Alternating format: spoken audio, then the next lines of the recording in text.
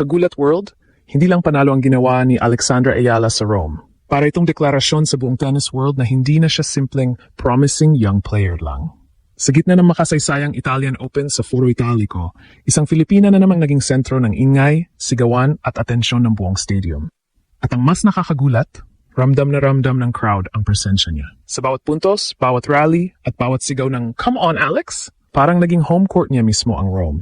Sa kanyang unang panalo sa Rome main draw kontra kay Magdalena Frank, ipinakita ni Alex ang tapang at maturity na bihira makita sa batang player. Dinumina niya agad ang unang set 6-0 bago bumalik si Frank sa second set. Pero sa deciding set, doon lumabas ang bagong bersyon ni Alex. Mas kalmado, mas matapang, at mas handang lumaban hanggang dulo.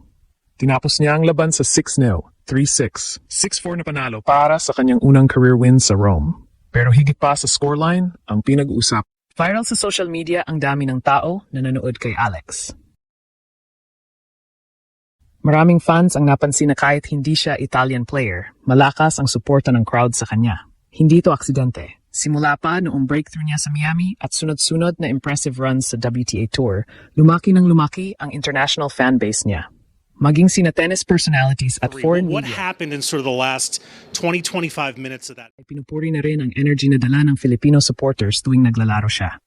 Sa totoo lang, may kakaibang atmosphere kapag naglalaro si Alex ngayon. Hindi na ito katulad noong mga nakaraang taon na tahimik lang siyang pumapasok sa tournaments bilang underdog. Pagpasok pa lang niya sa court sa Rome, ramdam agad na maraming tao ang interesado sa kanya. May mga Pilipinong bandila sa crowd, may mga fans na naghihintay matapos ang laban para magpa-picture. At may mga international supporters na tila gusto lang makita ng personal ang isa sa pinakamabilis sumikat na batang player sa WTA Tour. At bakit hindi? Sa edad niya, napakarami na niyang nabago sa pananaw ng mundo tungkol sa Philippine tennis. Siya na ngayon ang mukha ng bagong henerasyon ng Asian tennis stars. Hindi na shocking makita ang pangalan niya sa posters, sa feature interviews, at sa social media pages ng WTA. Sa katunayan, lalo pang lumakas ang hype matapos siyang magkaroon ng sunod-sunod na deep runs sa malalaking tournaments ngayong 2026 season. Umabot siya sa quarterfinals ng Dubai Championships. Nakaabot sa 4th round ng Indian Wells at Miami Open at umakyat sa career high ranking na world number 29 nitong March. Kaya pagdating niya sa Rome, hindi na siya unknown player. Isa na siyang attraction. At doon mas lalong naging espesyal ang nangyari laban kay Magdalena Frank. Unang set pa lang, halos hindi makapaniwala ang crowd sa level ni Alex. Aggressive ang footwork niya, mabilis ang transition defense to offense, at sobrang precise ng kanyang returns. Ang 6-0 opening set ay hindi simpleng dominant set lang, statement iyon. Para niyang sinabi sa buong Rome, hindi ako turista rito, narito ako para manalo. Pero syempre, hindi naging madali. Bumawi si Frank sa second set habang medyo bumagal ang momentum ni Alex. Dito nasubok ang composure niya. Noon may mga pagkakataon na kapag nawawala ang rhythm niya, tuluyang bumabagsak ang laro niya. Pero ibang Alex ang nakita sa Rome. Sa third set, kahit na break pa siya, hindi siya nagpanic. Bumalik siya gamit ang matinding intensity at mas agresibong baseline attacks. Ayon mismo kay Alex matapos ang laban, sinabi niya sa sarili niyang hindi pa siya sapat na pagod kaya pinilit niyang itaas pa ang intensity sa bawat puntos. At nang makuha niya ang final point, kitang-kita ang emosyon.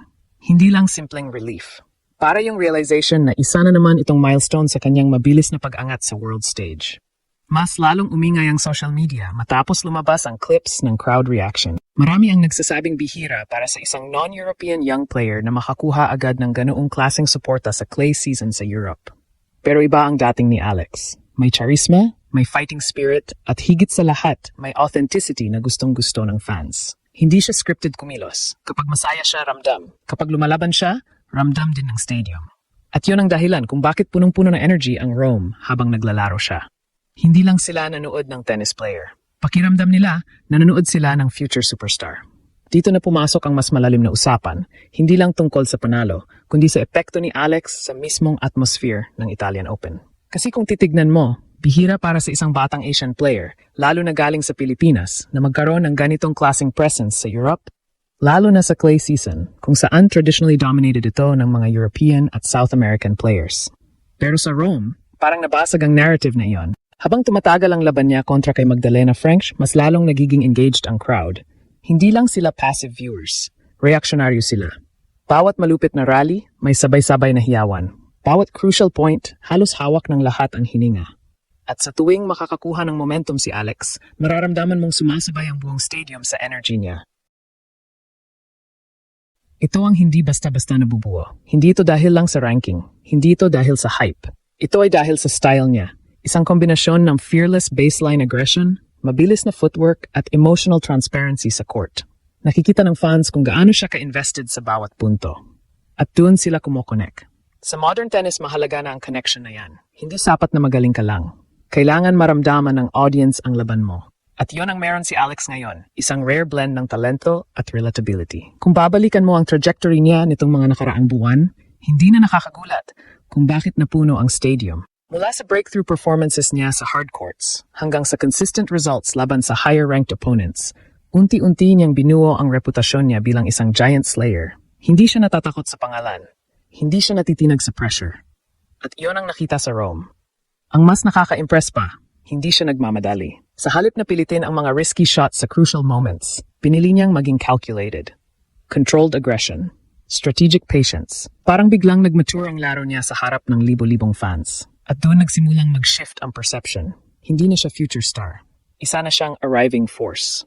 Habang lumalakas ang suporta sa kanya, mas lalong nagiging malinaw na hindi lang Pilipino ang sumusuporta kay Alex. May international appeal na siya.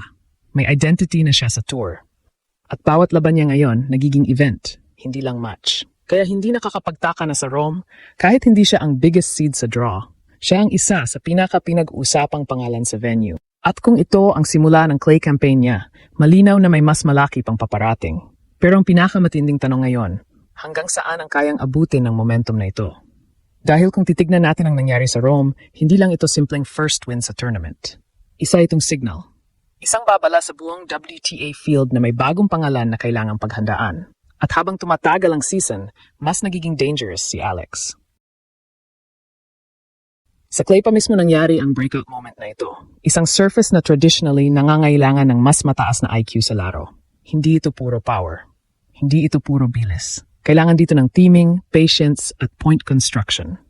At doon lalo napatunayan na hindi one-dimensional ang laro ni Alex. Kaya niyang makipagsabayan, kaya niyang mag-adjust, at higit sa lahat, kaya niyang mag-control ng tempo ng laban. Ang laban niya sa Magdalena Frank ay naging blueprint ng bagong version niya. May dominance, may struggle, at may comeback.